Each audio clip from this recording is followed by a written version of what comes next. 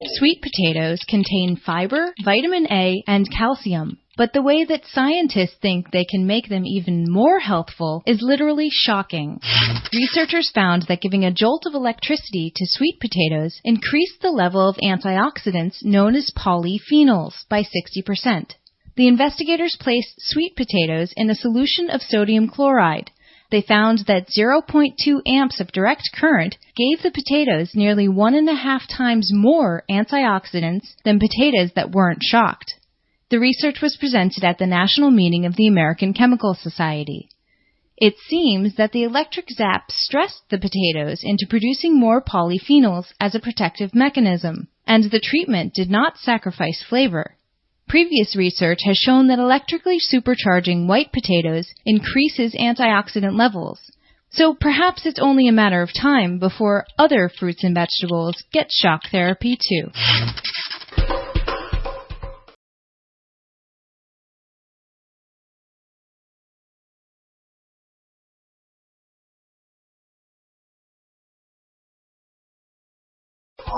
As a kindergarten teacher might say, sharing is caring. She might not mention that cooperation is also a great way to form a community and thus improve everyone's chances of survival. Humans aren't the only ones to apply this strategy. Marine bacteria also form cooperative populations, according to a study in the journal Science.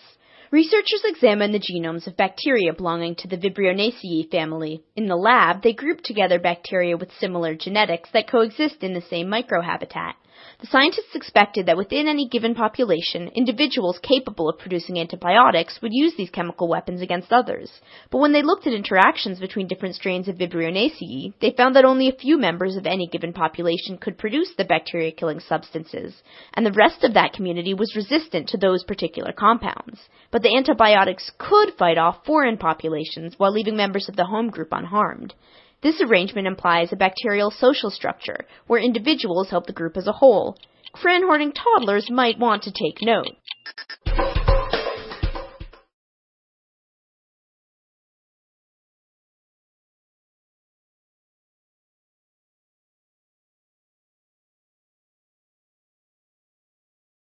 Does an ice-cold drink actually taste better than the same beverage at room temperature? Depends on what its taste is. A new study finds that the intensity of some flavors varies with temperature. The work is in the journal Chemosensory Perception. Researchers took solutions that tasted bitter, sour, sweet, or astringent, a flavor found in legumes and raw produce that creates a dry, puckering feel in the mouth. They either chilled the solutions to 5 degrees Celsius, the recommended temperature for keeping food cool, or heated the solution to 35 degrees Celsius, a couple degrees below human body temperature. Volunteers then rated the tastes. Both sour and astringent solutions tasted stronger at warm temperatures, and the intensity lasted longer than it did with chilled drinks. Bitter flavors came through best when chilled, and temperature had no effect on perception of sweetness. For most people, temperature can enhance flavors, but for some, dubbed thermal tasters, temperature alone can be a flavor. Heating or cooling parts of the tongue creates the sensation of taste without food, a finding that's hard to swallow.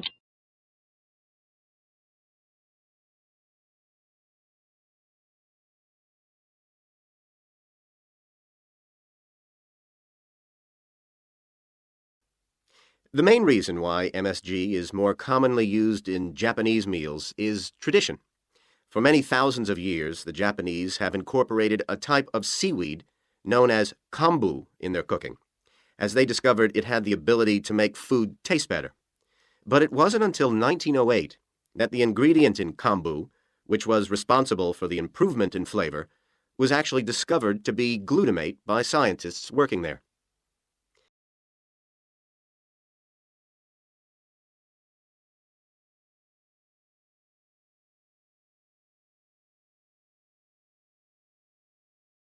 Carbon-rich soil is dark, crumbly and fertile and retains some water. But erosion can occur if soil is dry, which is a likely effect if it contains inadequate amounts of carbon. Erosion is of course bad for people trying to grow crops or breed animals on that terrain. In the 1970s and 80s, Lau was studying soils in Africa so devoid of organic matter that the ground had become extremely hard, like cement. There he met a pioneer in the study of global warming, who suggested that carbon from the soil had moved into the atmosphere. This is now looking increasingly likely.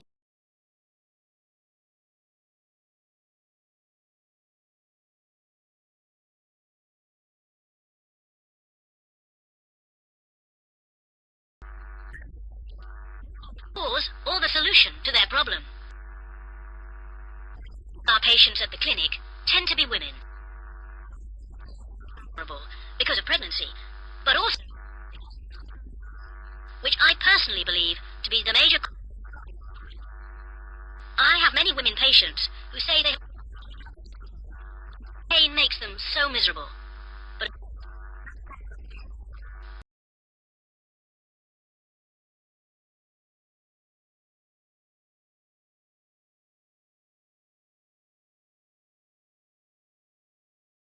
living in the Antarctic hasn't always been so comfortable.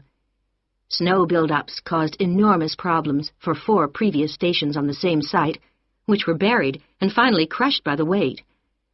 Fortunately, no one was hurt, but these buildings became a huge challenge to architects, who finally came up with a remarkable solution. The buildings are placed on platforms, which can be raised above the changing snow level on legs which are extendable.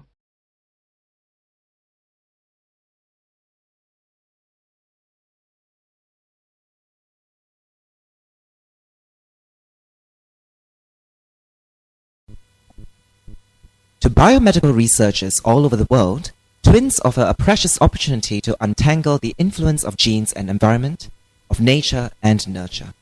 Because identical twins come from a single fertilized egg that splits into 2, they share virtually the same genetic code.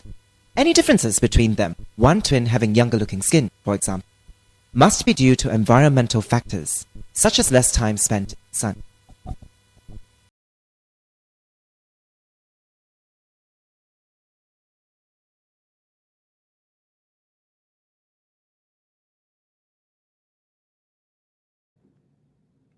Using the internet has become a normal part of everyday life for many people. They use it to book airline tickets or to access news about world events or to follow the fortunes of their favorite football club. Millions of people across the world belong to social networking groups where they keep in touch with their friends and, if they live far away from them, their family. In my opinion, these are all good ways to use the internet.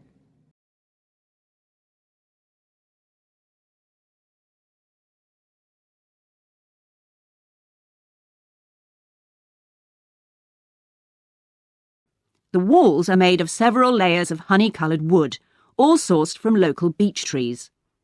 In order to improve the acoustic properties of the auditorium and to amplify the sound, they are not straight, they are curved. The acoustics are also adjustable according to the size of orchestra and the type of music being played.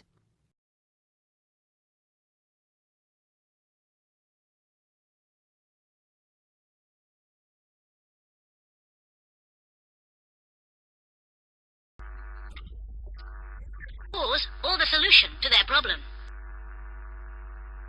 Our patients at the clinic tend to be women. Because of pregnancy, but also,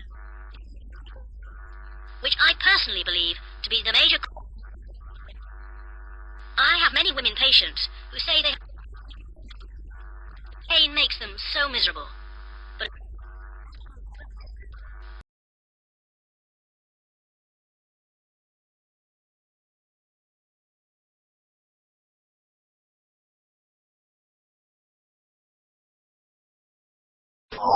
in lab tests, music and lighting can affect how much people eat.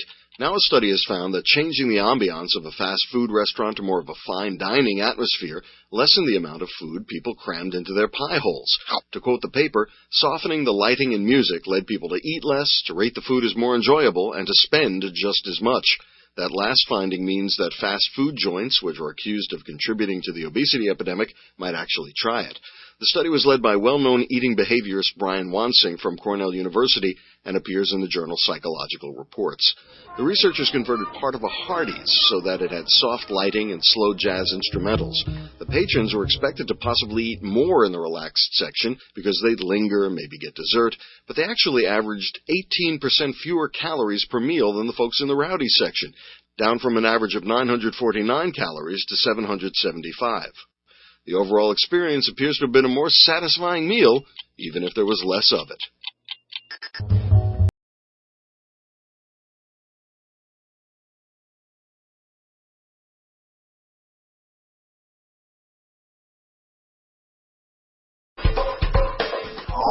Vaccines are desperately needed in the developing world. Even when they're available and inexpensive, there's still a major problem. Most vaccines need to be refrigerated. Reaching the relevant populations often means traveling to areas where electricity and refrigeration are spotty at best. Nearly half of the vaccine doses around the world are lost to the heat. Also, the cost of refrigeration contributes to about 80% of the cost of the vaccines.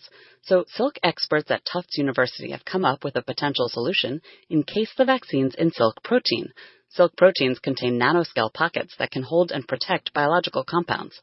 Inside the silk protein wrap, the compounds stay biologically stable. In the lab, they were able to stabilize the measles, mumps, and rubella vaccine for more than 6 months at a variety of tropical temperatures.